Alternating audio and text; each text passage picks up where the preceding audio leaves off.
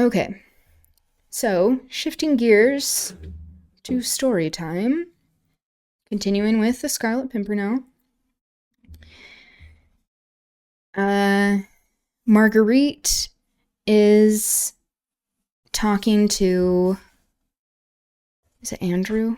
Yes, Andrew Folk, who is part of the Pimpernel's band. She found out that Sir Percy, her husband, is the Scarlet Pimpernel, and that she is trying to save him because the information that she gave Chauvelin would lead to his death. But in reality, they're trying to make it look like they are desperate and have no options or resources available when they are part of the ruling class. That these revolutionaries that they're talking about are described in animalistic terms when they are driven to certain tactics because of the desperation of their situation.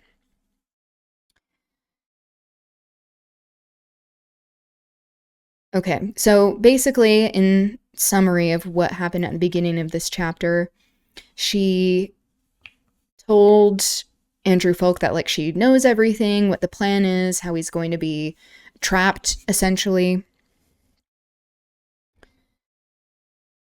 She had spoken quietly, dispassionately, and with firm, unbending resolution. Her purpose was to make that young man trust and help her, for she could do nothing without him. "I do not understand," he repeated, trying to gain time, to think what was best to be done. "Aye, but I think you do, Sir Andrew. You must know that I am speaking the truth. Look these facts straight in the face. Percy has sailed for Calais, I presume for some lonely part of the coast, and Chauvelin is on his track. He has posted for Dover, and will cross the Channel probably tonight. What do you think will happen?" The young man was silent.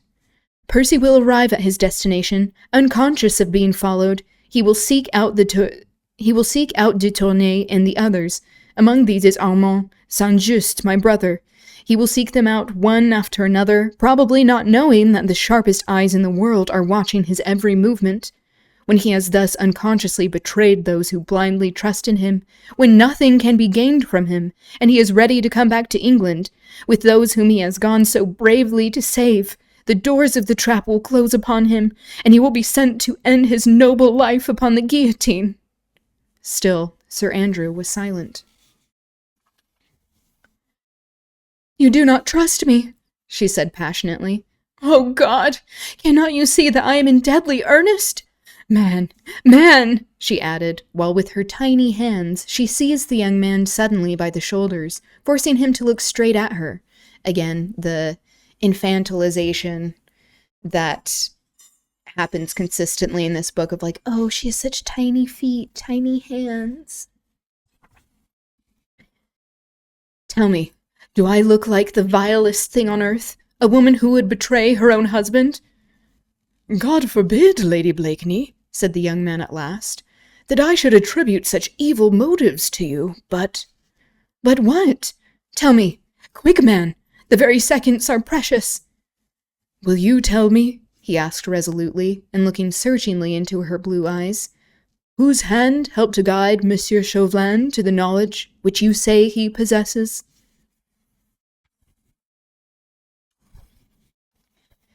Did Armand make love to her already?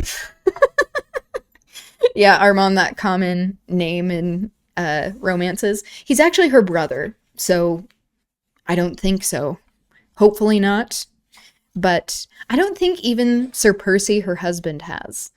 Because they, like, right when they got married, he was very, well, historically speaking, yeah, especially with the upper classes. They are known to be very incestuous, intentionally, because of supremacy and purity of bloodline bullshit.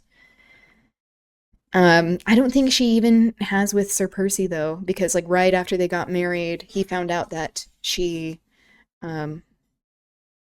talked about the Marquis de Saint-Cyr, how he beat her brother, a nobleman beating up a working class person for being in love with his daughter. And then the Marquis was sent to his death on the guillotine, and Sir Percy was pissed. So he cared more about that than her brother or other people in the working class experiencing similar circumstances.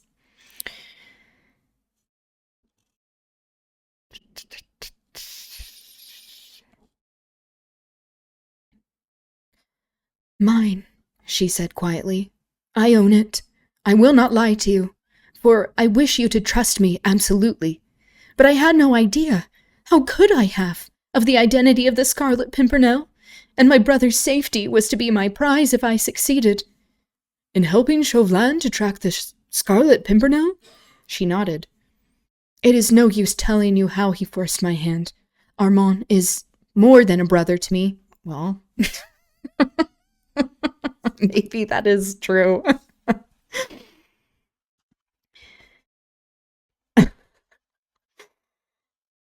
And how could I guess? The dialogue is so repetitive. Baroness Orczy is not that, I feel like, creative of a writer. Again, class. It's an issue of class. But we waste time, Sir Andrew. Every second is precious. In the name of God, my husband is in peril. Your friend, your comrade. Help me to save him. Sir Andrew felt his position to be a very awkward one. Awkward. The oath he had taken before his leader and comrade was one of obedience and secrecy. And yet, the beautiful woman who was asking him to trust her was undoubtedly in earnest. His friend and leader was equally, undoubtedly, in imminent danger. And ... So we see again how, like, beauty is used as a form of currency, that it is, in this book especially, shown as a sign of purity or goodness, where she's like, do I look like someone that would betray my husband? And it's like, I don't know. What does that have to do with your intentions? Which is also justifying this very Eurocentric standard of beauty.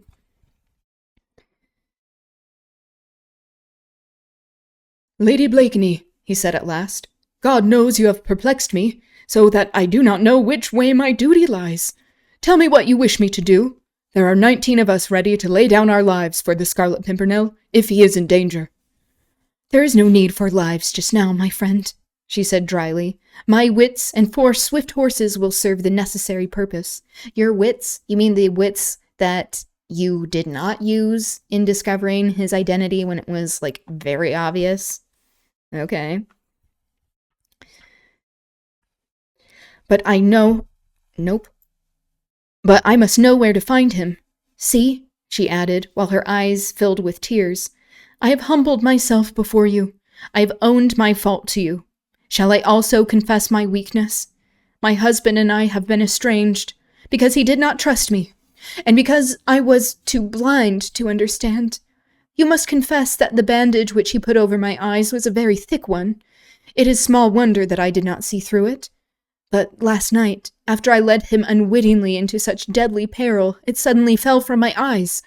You will not help me, Sir Andrew? I would still strive to save my husband. I would still exert every faculty I possess for his sake. But I might be powerless, for I might arrive too late, and nothing would be left for you but lifelong remorse. And, for me, a broken heart. Yeah, there's so many ellipses in this. But Lady Blakeney, said the young man, touched by the gentle earnestness of this exquisitely beautiful woman. See? Do you know that what you propose doing is man's work? You cannot possibly journey to Calais alone. You would be running the greatest possible risks to yourself, and your chances of finding your husband now, were I to direct you ever so carefully, are infinitely remote.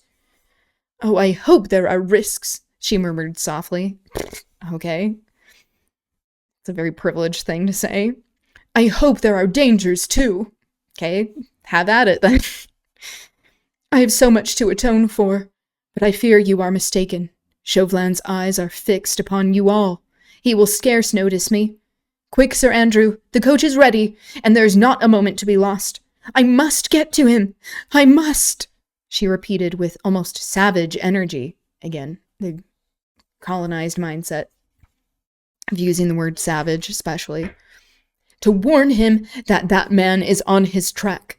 Can't you see? Can't you see that I must get to him?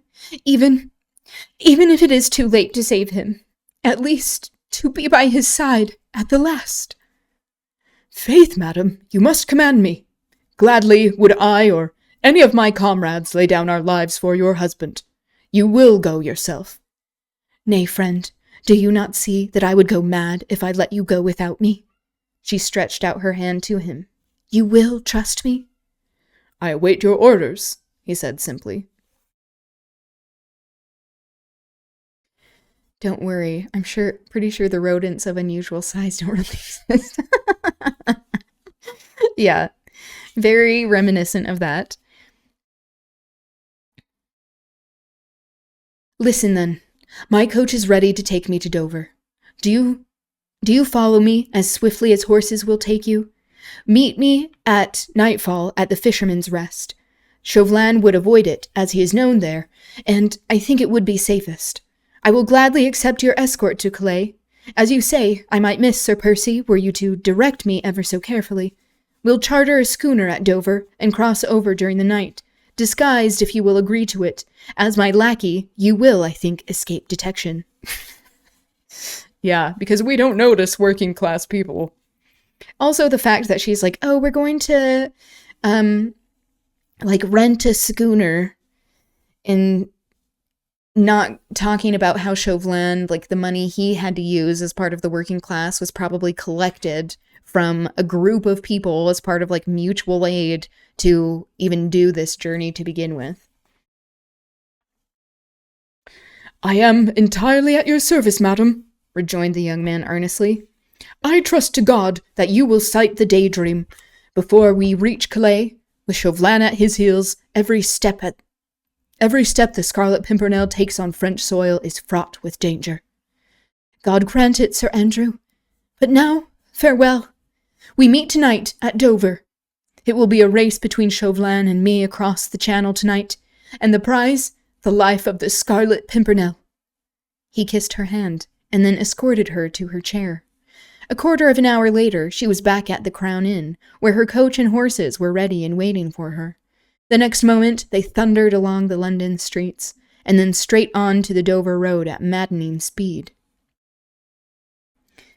Damn Frenchie, our eternal enemies. Only worse than the Spaniards. Yeah, in this very British perspective.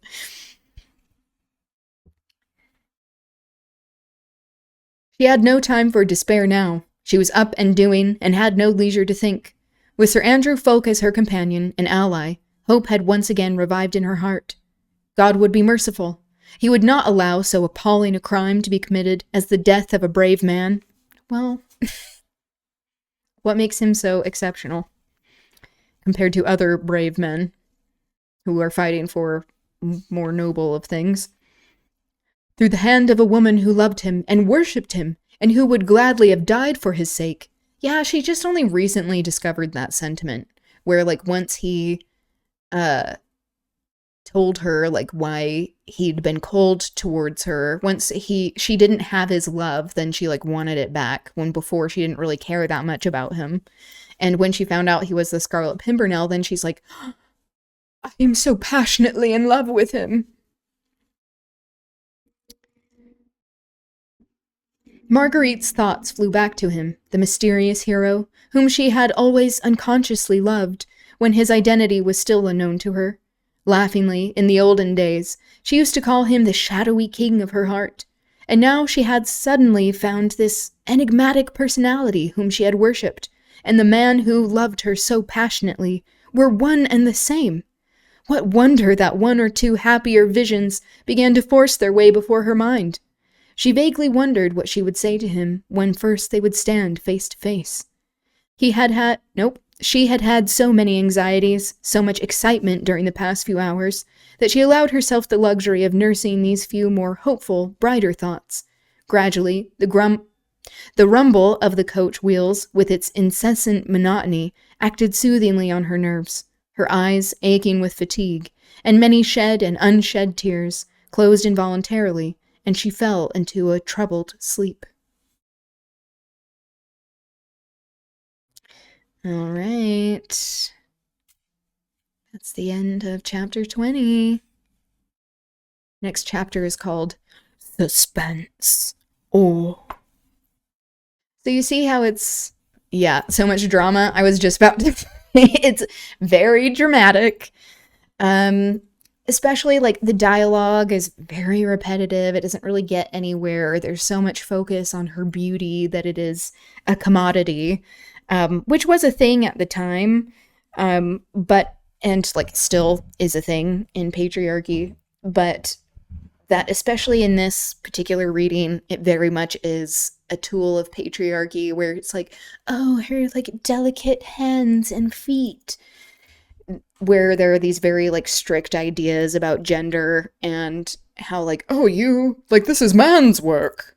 It's like, okay. And like, who says? But yeah. Never seen a skin so white. Yeah, exactly. Where it's like her snow white neck, long and thin. That's like, okay, so she's like ill. Like, what's going on? Yeah. So just reinforcing these very like colonized perceptions of beauty and gender and power and class. So this is why I call it aristocratic propaganda, because she was a working class person who married into the ruling class and immediately changed sides. And Baroness Orczy, the author, has an interest in getting people to be more sympathetic to the ruling class. We read this at the beginning for the introduction of the book, but the inspiration for this book was when her family's property was defaced by workers who worked on the land because they had multiple estates, being a baroness. Her dad refused to make any sort of concessions with the workers. They were very peaceful, and trying to be like diplomatic in the way that the ruling class says we should be, in saying that like, no, you shouldn't replace us with machines. Sounds familiar. And because this was like during especially the Industrial Revolution, where he was like, no, we need to modernize. And all of the people working there are like, we won't have work. Like, we need to feed our families. And then he wouldn't listen to them. So then they defaced the property. And she viewed that as being violent and that she was so scared for her life when like they didn't hurt anyone. And she used that as a way to be like, the masses are so scary. They're so animalistic. Okay, bitch, why do you think they have to resort to certain tactics? Because you aren't willing to actually give people the human dignity they deserve. Perhaps if you distributed your wealth a bit, they wouldn't need to resort to these tactics. That would save you having to write this propaganda. I do love the music in the musical. It is a musical, so I'll admit that. The movie with Jane Seymour I found to be very charming growing up, especially because like Jane Seymour is extremely beautiful, which they casted her well, I guess.